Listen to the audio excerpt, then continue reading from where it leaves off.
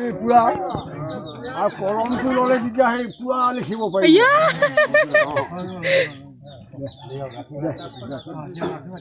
গোহাঁইটো কবি দেই দিগন্ত কৃষ্ণ হৰে ৰাম হৰে সন্তোষৰ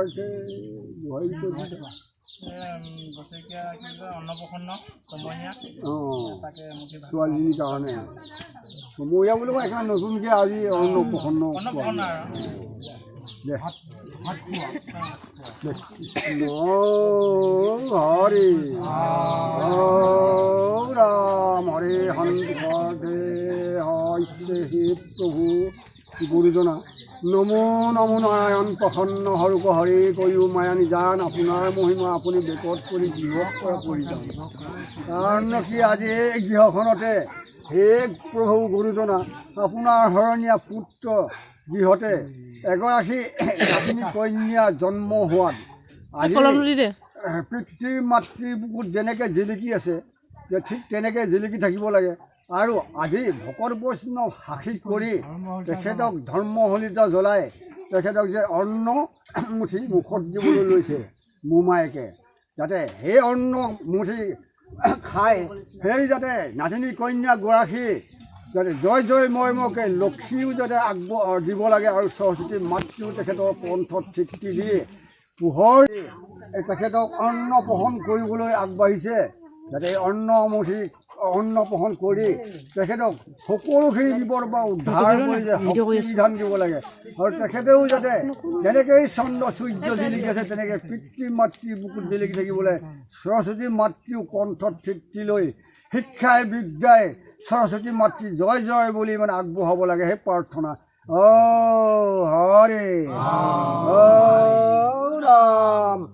নাতিনী কন্যাগৰাকীৰ সন্তোষৰ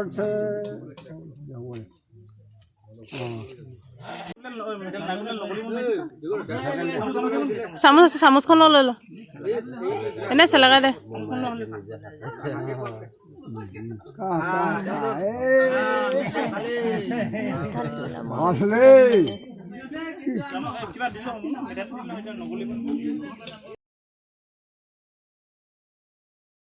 কি হ'বলৈ দিছে নাৰ্ছ হ'বলৈ দিবি না কি হ'বলৈ ডাক্তৰ নি পাৰিব সেই কলমডাল চুইছে যেতিয়া পুৰা শিক্ষা লিখিব পাৰিব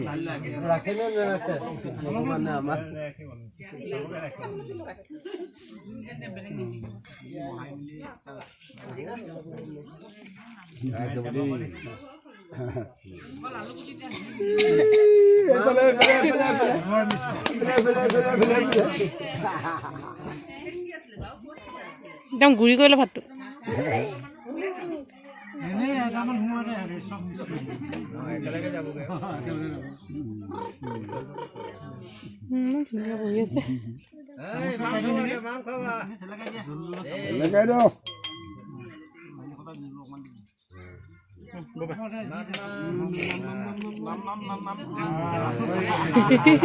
উলিয়াই পেলাই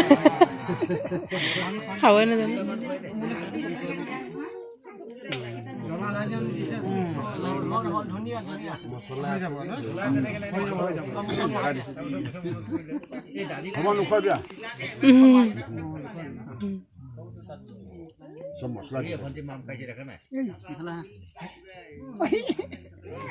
কলপাতা দিন না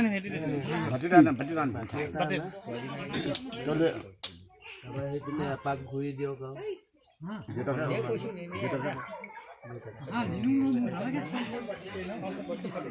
ফুল পিন্ধাব